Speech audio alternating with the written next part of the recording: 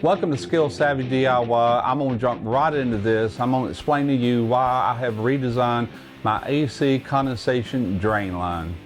Excuse the artwork, I am not an artist, but hopefully I can get my point across. Now there are a lot of different configurations on AC units, furnaces such as that. Mine just happens to be in my garage, which I love. It's very accessible, but many times these are actually up in an attic laying horizontally. Many times they're in a closet.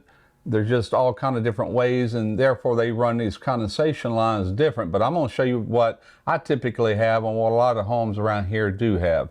Now this is the blower. That's what it's representing. Doesn't look much like a blower, but it pushes air through the evaporator, creating positive pressure on this cabinet as it's pushing air through out the plenum and into the ductwork. So with that said, if you have any kind of opening in this cabinet, it's going to try to push air through that 3/4 inch line. It's intended to drain the condensation out, but it's also pushing air, or trying to. Now the opposite of that would be a negative pressure, and that's when your evaporator is below the blower motor. It's now pulling air through the evaporator, and as it's pulling, it's creating a negative pressure, or I would say vacuum, but it technically is. And so therefore, if you have a condensation line near your evaporator, what you would have, it'd be trying to pull air in. So that's why they trap these. That's why they put traps to where it cannot pull air in and it can't blow air out. So typical homes in this area will have their 3/4 inch line. They got a T here, got a little piece stubbed up with a cap. The cap is PVC, it's not glued. It's to where you can pop the cap off and use this as a clean out. Now the water comes down, it comes across, it goes through the wall, then back up about 4 to 6 inches. They usually put a little piece here. So what they've created is a trap. As water comes down, it will start rising. Well, when it's rising there, it's also rising on this end until all of this gets completely full of water. Water can drip out as more water comes in. It's always seeking its own level. As this comes down, the weight exerted on that will push the water up and out. Now the problem with mine is I don't have this trap. Mine is open-ended. It's coming out with a little 45-degree fitting, which makes it hard to get even a wet vac on that. And speaking of wet vacs, if you was to hook a wet vac the way I first showed this, then yes, you could pull some of the sludge out of there, some of the algae, whatever's got it restricted, but it never gets all of it. In my opinion, the very best way is using city water pressure and flushing this out. That gets a lot more out of this pipe, a lot more. So, but the way it is now, I'm losing all this air to the outdoors, and it's a lot more than what you might think. It really makes a difference. So that's the whole reason I'm doing what I'm doing today. I purchased all the PVC fittings I would need for this little manifold right here, and that's what's going into the unit, and we're going to do that right now to where I can explain to you why I did what I did and how it's going to work. To get this started, I want to go ahead and cut this line right here with my PVC cutters. All right, we got this out of the way. Let's just pull that here. Now I actually meant to check something before I cut this, so I'm just going to go ahead and put this back, hold it back where it is, and just let it relax naturally. I've got a degree finder. I want to see what degree this is running at. Even though this is loose and floppy, you know, I could just kind of like stovepipe fit it or whatever, but I want to go ahead and make cuts and be more accurate. That's the pipe fitter in me. 80 degrees. So when I get ready to fit this up, I'll be using that information later. I should be able to just pull that out with my hand. Oh yeah, easy peasy. Here's a better shot of how the secondary port on the left is higher than the primary on the right. It would take a restriction before water could start coming out of the secondary. So that's a really good place to add this safety switch. Now I will be using this Nylog White. This is an anti-hardening pipe dope, gasket thread sealant, and it's really good stuff, and that's what I want to use not only on the switch but also on the 3/4 inch drain itself. Just like that. I'm just going to simply screw this in to secondary port. All right, now I do have to glue this in.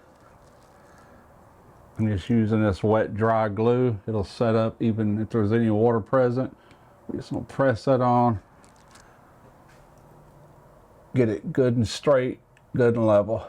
I went ahead and put some Nylog white on the threads on this adapter, 3/4 inch adapter, and we're going to get this installed as well. As you can see, I did put a union in right here to where I can break the rest of this part if I ever have a restriction right here at the mouth of this, and that does happen. Snug this one down. Now these unions do have an O-ring, as you can see here, so I like to take a little Zoom oil and just lubricate that O-ring for a better seal. Also prevents it from drying out. That's true with any O-ring, automotive, whatever the case may be. So let's get our union put together here. And I'll get this rolled where I want it. Then I'll explain what I got here. So I need to roll this right about here. That looks straight up and down to me. Tighten our union up. So I will be supporting this. I do want it to have a little pitch downward. So I'm just going to put a strap on here very loosely. I did install a board up on the ceiling yesterday, attached it to 2x4s behind the sheetrock, and that will support this from sagging too much. But for right now, it's fine. This will normally stay closed. This is your vent. The vent always goes past the trap. So this is now giving me a trap, and there's multiple ways to clean this. I could open this, and I could actually fish a brush through here. And let me show you. This brush is actually too short now, but you can get these in really long lengths. I was looking at one yesterday, it's 48 inches long. But the way you would use it is you put your other end, then you would push this right on up out, then you would pull the brush through it.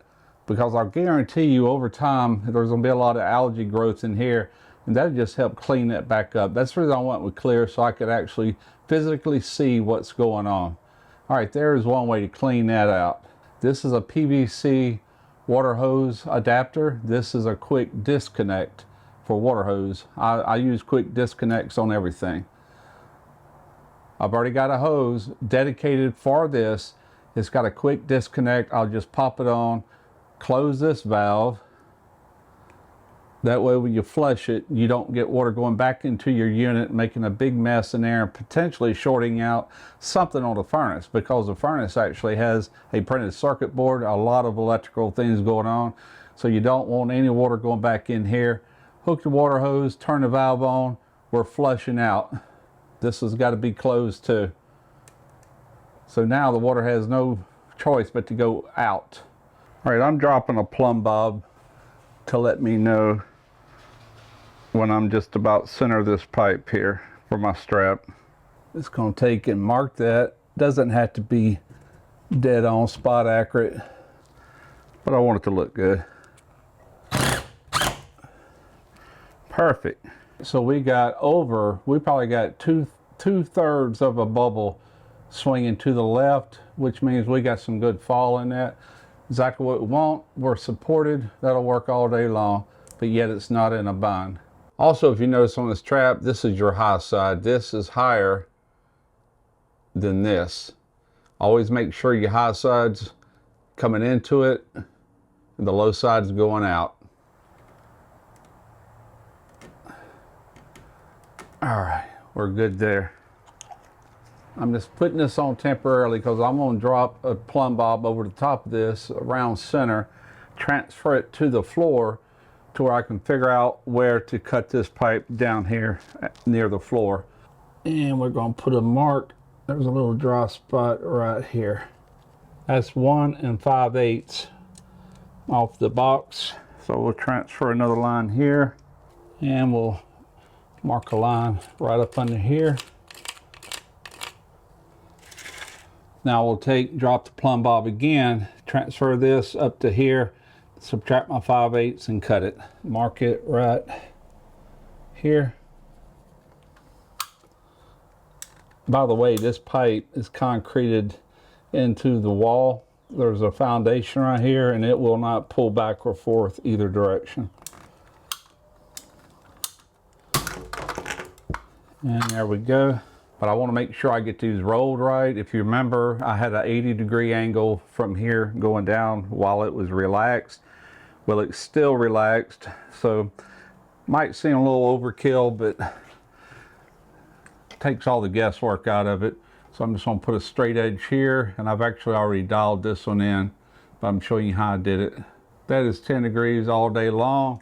So I'm going to do the same thing on the bottom, and I will put two reference marks, one on the 90, one on the pipe, to where when I glue it, all I have to do is line them two marks up. I'll have my 10 degrees here and on the bottom. I need to find the sign of 80 degrees, so I got 80, and the sign here is 0.984. 0.984. Now I also took the measurement from the center here all the way to where the center is on this bottom pipe, and I ended up with 54¼ inches. I need to take my measurement, 54.25 or 1/4 inch, divided by the sign 984. It shows me with my travel needing to be 55⅛, a little over an eighth, 55, just a smidgen over. So again, we want to lubricate this O-ring with a little bit of oil. Just take your finger, rub that around, go ahead and screw this in place. So holding this center, my pipe down here, I'm going to have 38½ inches. 38½, I'm going to go ahead and subtract that from the 55⅛ that I need. So I end up needing a piece 16 5/8 inches long, minus the 5/8 takeout for the 90-degree elbow, so it's 16 inches total. Put some glue in here. And there we go. Now all we gotta do is tighten this union down.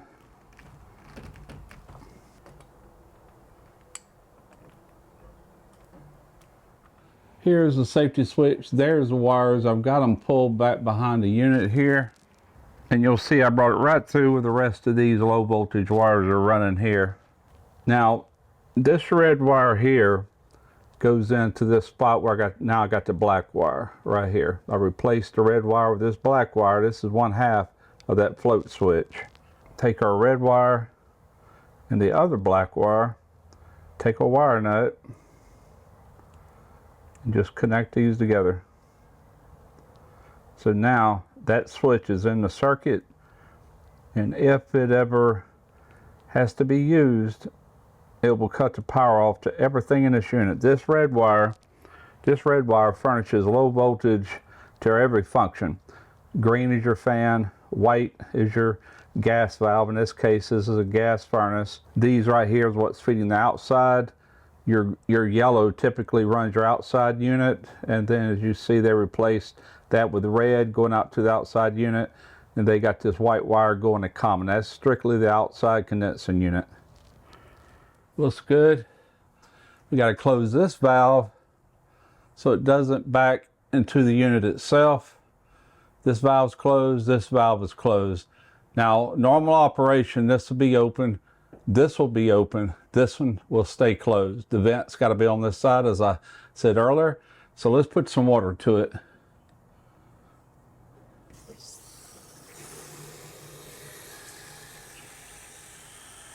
And there we go. Just that easy. That will definitely flush out any clog that gets in here, and that's going to be the most likely place.